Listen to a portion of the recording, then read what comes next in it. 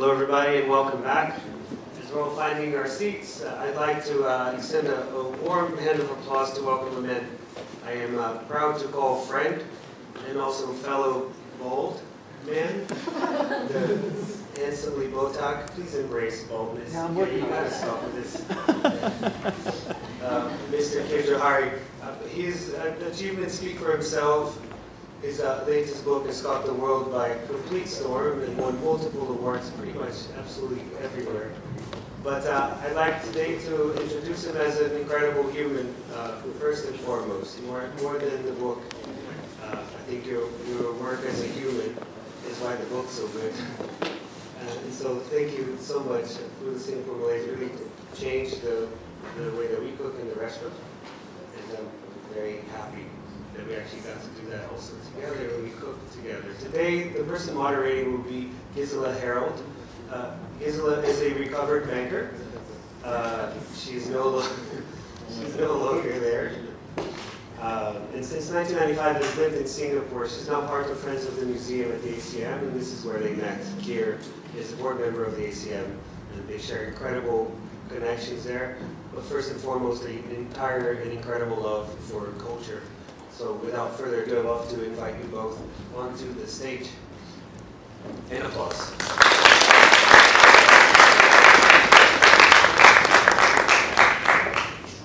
Thank you very much, Ivan, for the kind introduction. Thank you for having me. And good afternoon, everybody. I hope all of you had a good makan. You cannot not have a good makan in this wonderful district called Kampong Glam. When Ivan invited me to talk, and I said, okay, what would you like me to talk about? I said, why don't you talk about your neighborhood? So I look at the lineup, of the Kita conversation in Singapore. I said, wow. But I think Ivan wanted to have a local flavor. So I said, okay, I'm going to talk a bit about Kandahar Street in particular. But Kandahar Street is within this historic district called Kampong Glam. It was formerly a royal court town. It's so fortuitous that I'm here. I was here when this theatre opened 50 years ago, 1973. I was 10, so you know my age. Yeah, this was a golden theatre. It was the theatre to go because of its reclining chairs. I don't know whether the chairs are reclined now. But what's really interesting, this particular spot where we are is flanked by two very important markets. One, we have the old Kampong Glam market, it's no longer around. It's by the mouth of the Rocha River. And slightly further down, where the IMP building, the building is right now, the gateway, was the wholesale market. Today we have the Jurong fishing port, and we have the Pasir Panjang wholesale before it was both together under this Victorian structure called Pasar Besi, or the Iron Market. So with this nostalgia, as a lens of this sense of nostalgia, I will tell a bit about Kampong Glam, using Kandahar Street as the anchor. So let me just.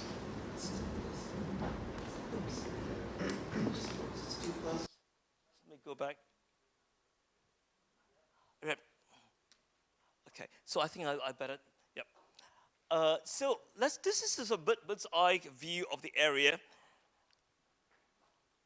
This is the this is the Istana still standing. The Sultan Mosque, very familiar. Many of you are very familiar with that. Now this is from here. This is the Kandahar Street proper, where the laser is pointing. But I thought it's good to sort of provide a context to this. So see where we are. So this is an old map on Ottoman 1732. This is Singapore, or the red dot. But right smack in the middle of the Malay archipelago, which plays a big part in the demographics of the Malay people here. So a couple of, I hope to the central theme in this sharing. One is I want to talk about food creativity. I want to talk about diversity and also the multi-ethnicity within the Malay group.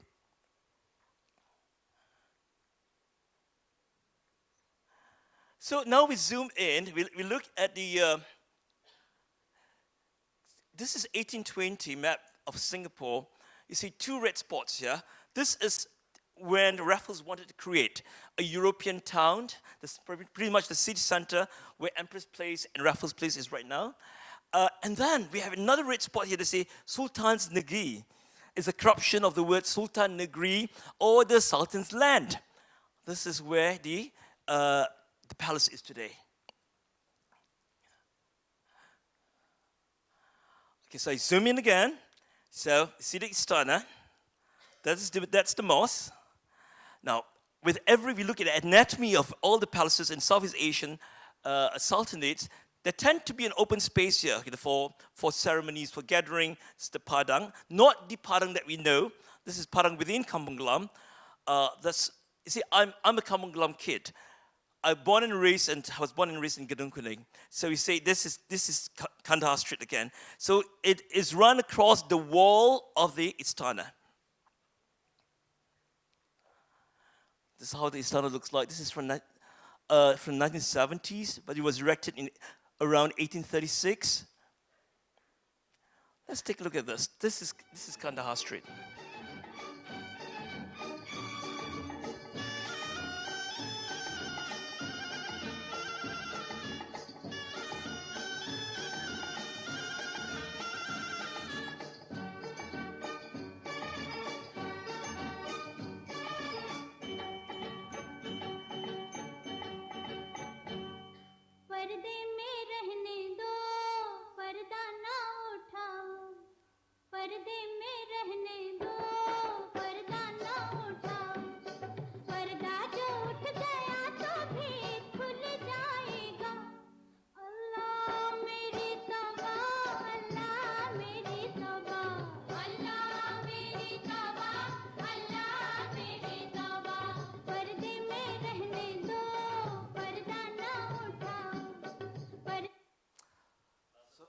You like the song? Yeah, that's thanks to Asha Boshley, right? So that's the soundtrack of me growing up. So getting out of the house, the Gedung Kuning back door, you step into Kandahar Street. You could hear folks speaking in Tamil, in Punjabi, in Malayali. You can get all this Indian languages. There's something about that street. You name it. There are different kinds of curry and flatbread, from chapati to appam to paratha to fried quail to yogurt in terracotta pots. But there's something more to that. There's also the Minang, the nasi padang stall run by people from Minangkabau. And then we also have the central kitchen that we want to talk more. Yeah. So I think with that, I'll let Gisela ask me a question to facilitate this whole conversation. Thank you. Right. Okay. So the first question which I actually have is exactly what you mentioned now. I read in your book the food of Singapore Malays in the chapter 2 that there was a central kitchen in Kandahar Street. So what is a central kitchen? What's a central kitchen? Next to on number 51 Sultan Gate, that's the front address, but the back of it is Kandahar Street. Because of the position of the palace and the demographic of the region, there were Javanese troops, Javanese performers on number 51. Now, with the advent of silver screen, all these folks need to sort of morph into something else, something creatively. So there was this idea of establishing a central kitchen. So out of this kitchen, but it operates like a guild house, meaning there'll be somebody in charge of just going to the market, buying in raw ingredients, and somebody else would do, let's say, the cutting of the meat. And then another group will be in charge of marination. And then somebody else was going to do this, to skewer the meat. And then we have another group working on the gravy. By 4 p.m., there'll be folks going around with bamboo pole on their shoulder to sort of, as hawkers, selling the creation to them along the cinemas and on streets of Singapore. So hawkers are coming, they pick up the food from the central kitchen, and then that is how the central kitchen workers would be paid, or? No, the folks, they're all from the central kitchen, Right. but they have this division of labor, what to do. Yeah. Right. So it's a precursor of hawker centers in a way. Oh yeah, it's definitely a sort of a precursor of hawker centers. Yeah. So the central kitchen, they were making satay. So let me just show you some slides here. Oh, this is the. Let me go back. This is this wholesale market I mentioned earlier, where today you see the gateway building standing in the same spot.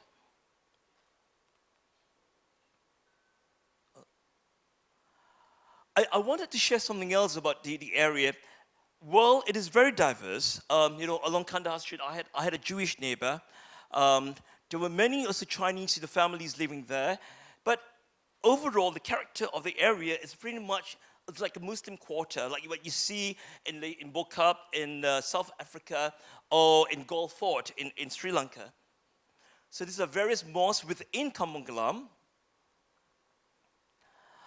This is an interesting street. So when you talk about Kandahar Street, you cannot talk about Kandahar Street alone. So there are other parallel streets that also play a big part in food creation. So there's all this interconnection. I'm going to skip this. I will come back to this. I'll show you the central kitchen. Okay, so this is the back. This is the front facing Sultan Gate, and this is the back. This is the central kitchen, where they produce satay that's pretty much the supply, the island. And then what you see here, this spot here, is the same location where Rumah Minang restaurant started. Recently, Singapore Airlines had a collaboration with Rumah Minang, but it had a humble beginning right where this van is. So there's something else that's really interesting about this central kitchen. Satay is very much a snack food that they start selling at 4 p.m. So what do you do during for morning, right? So the folks here who had sort of moved from performing art to preparing food came up with a new idea, thanks to the location and what's available, to come up with a new dish, at least new back then, a new dish with its distinct gravy, and it's called mee rebus. So if you're familiar with mee rebus, it has its origins right here. So, but this is a mee rebus salad, by the way. Yeah. So you mentioned mee rebus as a food which was invented there. You have other foods. You were also mentioning diversity. So it doesn't. You didn't have only Malay food in Kampong Glam. There were other foods too. Absolutely. Let me show you some more slides.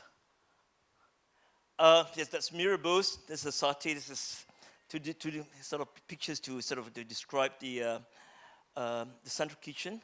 Yeah, this is a typical breakfast in Kampong Glam. So your spot for choices, right? You have the upper, the appam. This is just very simple glutinous rice and grated coconut with a bit of spicing. This is a Chinese man selling tau huay. So very diverse neighborhood. One more thing. Some of you might be very familiar with teh tarik. So, can you make teh tarik out of Earl Grey or, say, Thai iced tea? Not quite, because that distinctive flavor was created by yet another Kampong Glam family. This is by Harun bin Ali. They are Pashtuns, actually, based on what is today. You see the hipster lane, Haji Lane. They were perfumerists. So they come up with their own blend, and yes, that's how we get the teh tarik. So,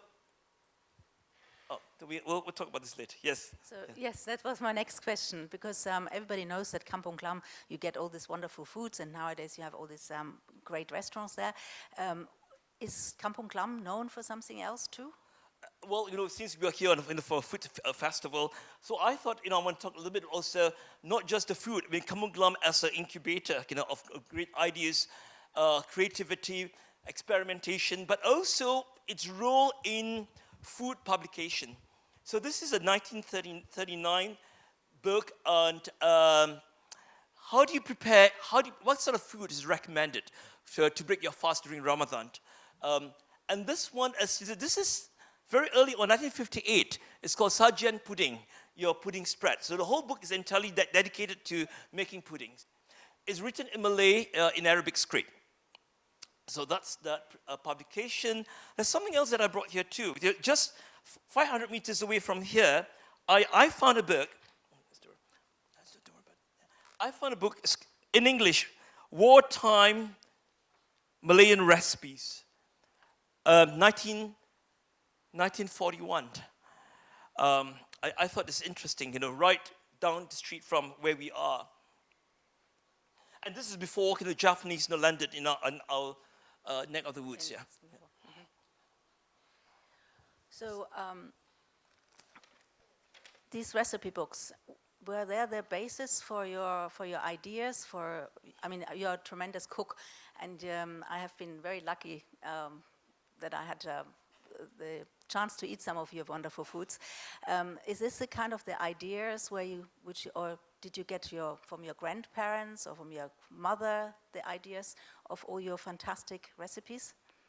Well, I think if you want to sort of embark on the stories about food, I think you have to do your not just through your family, but also through interviews, going to the library, looking for archival materials. Right. If I may show you the next slide, please. Yes. Mm-hmm. Ah. This is interesting. I thought to share with you. So this is something because of Kampong Glam's role also as a publishing center. So we saw earlier the recipe books, but in magazines you see advertisements like this. So there was a time it says made in Malaya.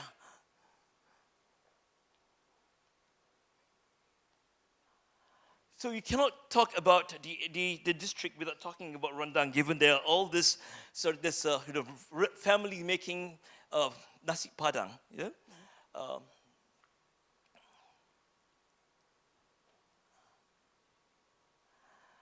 So the setting here is pretty much very urban, very cosmopolitan, but still you experience people, you see folks making this in city center Singapore, weaving coconut front to make two-part casing for your satay and more.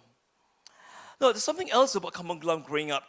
I remember there were many teachers conducting classes, whether it's community center or opening their homes. Somebody had started a class on just nothing but layer cake. So there's a whole module. You can sign up for a module, just layer cake, or module or just on noodles. This was taken on one of the Eid celebration or Hari Raya celebration. So from this sharing, I hope people see that what we experience in Kampong Glam is really a conflation of so many sort of cultural exchanges. This is another festive favorite that you see. This is pretty much Malay. It's a Malay flatbread. It's a lacy sort.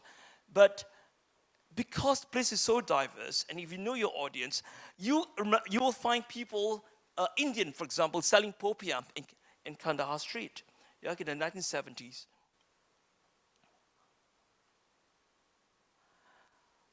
I miss your talk, Anissa. Hello. Mike, I'm going to have a fanboy moment with you later. Yeah. So Exchange Islamica.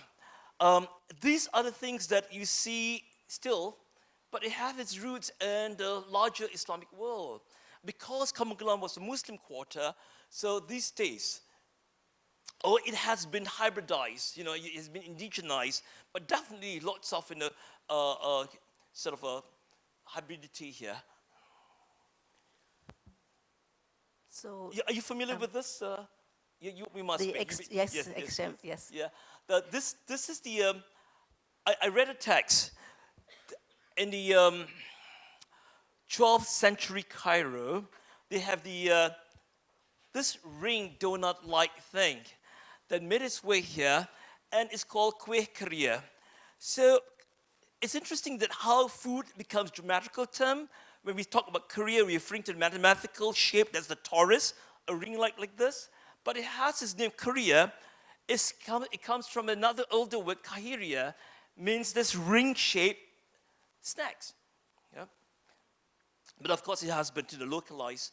This is makmul, but instead of filled with dates, the makmul take this form. Instead of in the mold, it's been crimped.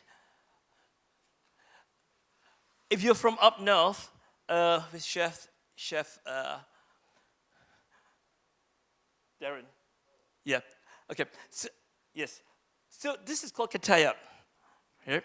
So it got its name from the Arabic term katayith, but the similarity is only that flat bread. But if the feelings are entirely different. So, the semantics have changed, but the name retains.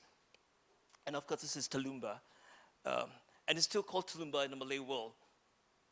It's Turkish. Yeah. Lastly, I'm working on something for the London Book Fair. And they said, Khir, can you look at the British in Malay gastronomy? So I thought about this. This is basically the Christmas pudding, but has been, very much loved by Sultan Abu Bakr and made its way to our part of the world and it's like almost a must in when it comes to eat in Kampong Glam and beyond. And finally, this is really shows the relationship, even though Singapore was pretty much, Malay was pretty much under the British sphere of influence, but you see, this is called Tat Wilhelmina, named after the Dutch queen. So can you still find some